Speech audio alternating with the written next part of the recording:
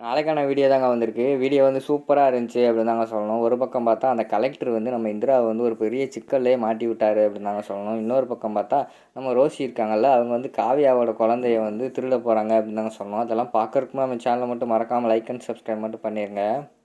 First வந்து அந்த ஜேபியோட ஆள் வந்து நம்ம ரோசிக்கிட்ட சொல்கிற மாதிரி காட்டிக்கிட்டு இருக்காங்க. அந்த குழந்தை வந்து கதிரோட குழந்தை, அதை நீங்கள் தான் திருடணும் அப்படிங்கிற மாதிரி சொல்கிறாங்க.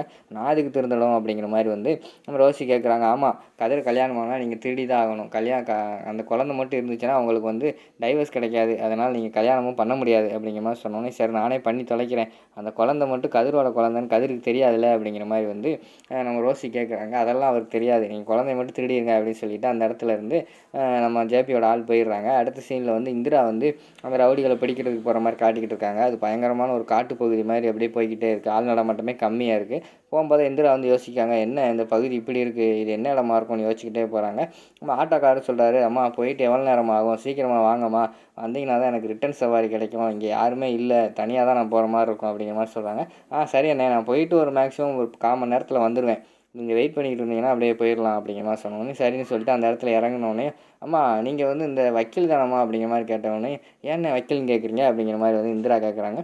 ஆமாம், உங்களை டிவியில் பார்த்தேன், நீங்கள் கூட இறங்கி வாதாடுனீங்கல்ல கோர்ட்டில் அப்படிங்கிற மாதிரி சொன்னோன்னே, ஆமாண்ணே, ஆனால் நான் வக்கீல் இல்லை, நான் வந்து கலெக்டரு அப்படிங்கிற மாதிரி சொல்கிறாங்க இந்திரா. அம்மா கலெக்டர்மா வணக்கம்மா அப்படிங்கிற மாதிரி சொன்னேன். அண்ணே அதெல்லாம் வேணாண்ணே, சும்மா இருங்கண்ணே அப்படிங்கிற மாதிரி சொல்கிறாங்க. பரவாயில்லையே, கலெக்டர் இப்படி சிம்பிளாக வந்திருக்காங்களே அப்படிங்கிற மாதிரி சொல்லிட்டு யோசிச்சுக்கிட்டே இருக்காங்க. ஏதோ ஒரு ரைடாக இருக்கும் போல் அப்படின்னு அவராக நினச்சிக்கிட்டு இருக்காரு. இந்திரா வந்து அந்த பில்டிங்குள்ளே போகிற மாதிரி காட்டுறாங்க. உள்ளே போய் பார்த்தா யாருமே இல்லை. அங்கிட்டு இங்கிட்டு சுற்றி சுற்றி அலைஞ்சிக்கிட்டு இருக்காங்க. என்ன இந்த இடத்துல யாருமே இல்லை, கலெக்டர் எதுக்கு இந்த அட்ரஸை கொடுத்தாரு, ஒரு வேளை பொய்யான அட்ரஸாக இருக்குமோ அப்படின்னு சொல்லிட்டு அங்கிட்டு இங்கிட்டு சுற்றிக்கிட்டே இருக்காங்க. அதெல்லாம் அங்கிட்டு ஒரு 3 ரவுடி பார்த்துடுறாங்க. டேய் இதாண்டா கலெக்டர் சொன்ன ஆள், இவளை கண்டிப்பாக விடவே கூடாது, ஆள் படுக்கில்லாடின்னு சொன்னார், அதனால் இவளை நம்ம வலையில் சிக்க வச்சிடணும் அப்படிங்கிற மாதிரி அந்த ரவுடிங்கெல்லாம் பிளான் போட்டுக்கிட்டு இருக்காங்க. இந்திரா கடைசியில் சரி யார் இல்லை போல், கிளம்புவோம் அப்படின்னு சொல்லி கிளம்புற நேரத்தில் அவங்க அப்படியே கூடி வந்து ரூமுக்குள்ளே வந்து நம்ம இந்திரா கேட்குற மாதிரி பேசுகிறாங்க. டேய் இந்த பொருளெல்லாம் கரெக்டான இடத்துல போய் சேர்ந்துடணும், எதுவுமே மிஸ் ஆகிடக்கூடாது, நீ வந்து நார்த்துக்கு போ, நீ வந்து சவுத்துக்கு போ அப்படிங்கிற மாதிரிலாம் பேசிக்கிட்டு இருக்கிற மாதிரி கேட்குது. அதை பார்த்தோன்னே இந்திரா வந்து இந்த இடத்துல தான் ஆள் இருக்காங்க போல் அப்படின்னு சொல்லிட்டு அந்த ரூமுக்குள்ளே திறந்து போகிறாங்க. பார்த்தா அவங்க சும்மா டம்மியாக வந்து சரக்கு எல்லாம் மடித்து வச்சுக்கிட்டு இருக்கிற மாதிரி காட்டிக்கிட்டு இருக்காங்க. அதை பார்த்தோன்னே இந்திரா பார்த்தோன்னே டேய் ரைட்ரான்னு சொல்லி ஓட போகிறாங்க. இந்திரா வந்து ஒரு ஆளை பிடிச்சிடுறாங்க. டக்குன்னு அந்த ஒருத்தரை மட்டும் தள்ளி விட்டுட்டு இந்திராவை தள்ளி விட்டுட்டு அந்த எல்லாருமே ஓடிடுறாங்க. அதுக்கடுத்து அந்த 3 ரவுடியுமே தனியாக பிரிஞ்சு ஓடிடுறாங்க. அவங்க எல்லாத்தையுமே வந்து இந்திரா வந்து ஃபாலோ பண்ணிக்கிட்டே போகிற மாதிரி காட்டுறாங்க. ஒரு கட்டத்தில் வந்து இந்திரா வந்து டயர்ட் ஆகிடுறாங்க. அடுத்து அந்த ரவுடிங்க வந்து ஒன்று கூட்டிகிட்டு இந்திரா வந்து டயர்ட் ஆகிட்டாங்க, இதுதான் நமக்கு சரியான நேரம், நம்ம உடனே வந்து நம்ம பிளான் ஆரம்பிப்போம், டக்குன்னு இந்திரா வந்து ஒரு ரூமில் வச்சு அடைச்சிருவோம் அப்படின்னு சொல்லிட்டு அங்கே இருக்க ரூமுக்குள்ளே போகிறாங்க. இந்திராவும் பின்னாடியே அந்த ரூமுக்குள்ளே போகிற மாதிரி காட்டுறாங்க. உள்ளே போன உடனேயுமே பார்த்தோம்னா நம்ம இந்திரா போன உடனே அங்கிட்டு ஒரு ஆள் டோரை வந்து லாக் பண்ணிடுறாங்க. டேய் என்னடா பண்ணுறீங்கன்னு இந்திரா வந்து அந்த இடத்துல சுற்றி முற்றி கதவை தட்டிக்கிட்டு இருக்கிற மாதிரி காட்டிக்கிட்டு இருக்காங்க. இந்த பக்கம் பார்த்தா நம்ம கதிருக்காக ஒரு இடத்துல வந்து நம்ம ரோசி வந்து வெயிட் பண்ணிக்கிட்டு இருக்கிற மாதிரி காட்டுறாங்க. கதிர் வந்து வராரு.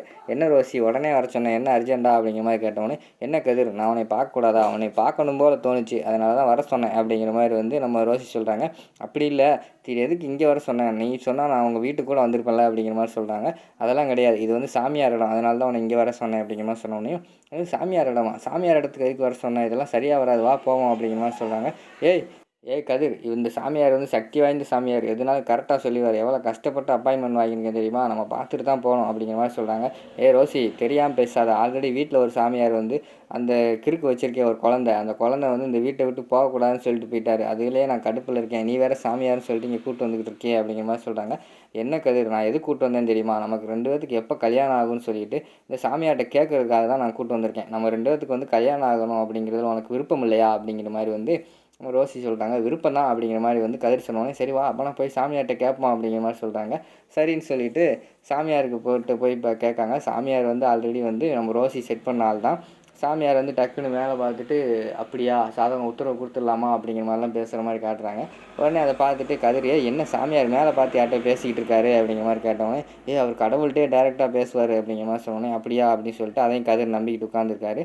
உங்கள் ஜாதகத்தை கொடுங்கன்னு சொல்லிட்டு ஜாதகத்தை வாங்கி பார்க்காரு. உங்களுக்கு இப்போ என்னமா தெரியணும் அப்படிங்கிற மாதிரி வந்து சாமியார் கேட்காரு. ரோசி வந்து சொல்கிறாங்க, எங்கள் 2 பேத்துக்கு எப்போ கல்யாணம் ஆகணும்னு தெரியும் சாமி அப்படிங்கிற மாதிரி கேட்டவொடனே, ஜாதகத்தை கொஞ்ச நேரம் பாசிட்டு, அம்மா உன்னோட ஜாதகம் வந்து கிளியர், அதில் ஒன்றும் பிரச்சனை இல்லை, ஆனால் தம்பியோட ஜாதகத்துக்கு தான் ஒரு ஒய்ஃப் இருக்குது, ஒரு குழந்தை வேறு இருக்கே அப்படிங்கிற மாதிரி சொன்னோன்னே, குழந்தையெல்லாம் எனக்கு இல்லை அப்படிங்கிற மாதிரி கதிர் சொல்கிறாரு.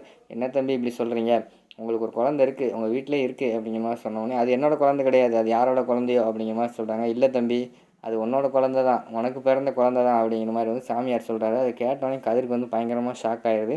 அந்த குழந்தை இருக்கிற வரைக்கும் உங்கள் 2 பேத்துக்கு வந்து கண்டிப்பாக கல்யாணம் நடக்காது அப்படிங்கிற மாதிரி வந்து சாமியார் சொல்கிற மாதிரி காட்டிக்கிட்டு இருக்காங்க. அடுத்த சீனில் வந்து இந்திரா வந்து இங்கிட்டு ரூமுக்குள்ளே கஷ்டப்பட்டுக்கிட்டு இருக்கிற மாதிரி காட்டுறாங்க. உடனே நம்ம வந்து கௌதமுக்கு வந்து இந்த விஷயத்த சொல்லணும், அவன் வந்து காப்பாற்றிடுவான் அப்படின்னு சொல்லிட்டு செல்லை தேடுறாங்க. செல்லு ஆல்ரெடி வந்து இவங்க ஓடும்போதே வெளியில் வந்துருச்சு. அதை வந்து ரவுடிங்க எடுத்து சுவிட்ச் ஆஃப் பண்ணி வச்சுற மாதிரி காட்டிட்டாங்க. சரின்னு சொல்லிவிட்டு அதுக்கடுத்து இந்திரா அங்கிட்டு என்ன இப்படி குளிருது, எங்கேருந்து ஜில்லுன்னுலாம் இந்த ரூமுக்குள்ளே காற்று வருது அப்படின்னு சொல்லிட்டு யோசிச்சுக்கிட்டே இருக்காங்க. வெளியில் ஆட்டோக்காரனை வேறு என்ன இவ போனவங்கள ஆளவே காணும், அப்படியே காசை வாங்கிட்டா கிளம்பியிருக்கலாம், காசை வேறு இன்னும் வாங்கலை, என்ன ஆச்சுன்னு தெரியலையே, சரி இன்னும் ஒரு கொஞ்சம் நேரம் வெயிட் பண்ணுவோம் அப்படின்னு சொல்லிட்டு அந்த ஆட்டோக்காரர் வந்து வெயிட் பண்ணுற மாதிரி காட்டிக்கிட்டு இருக்காங்க. இந்திராவுக்கு வந்து உள்ள குளிர் தாங்கவே முடியல. என்ன பண்ணுறது இப்படி குளிருதே அப்படின்னு சொல்லிட்டு நடுங்க ஆரம்பிச்சிருக்காங்க. கடைசியில் அங்கிட்டு வந்து அந்த ரூமில் கடைசியில் ஒரு மூலையில் வந்து ஒரு சாக்கு கிடக்கு. அந்த சாக்கு எடுத்துகிட்டு வேறு வழி இல்லை அப்படின்னு சொல்லிட்டு அந்த சாக்கவே வந்து போடுற மாதிரி பொத்திட்டு ஒரு வாரத்தில் படுத்து கிடக்கிற மாதிரி காட்டிக்கிட்டு இருக்காங்க. அதோட பார்த்தீங்கன்னா அந்த எபிசோடை வந்து முடிச்சிடுறாங்க.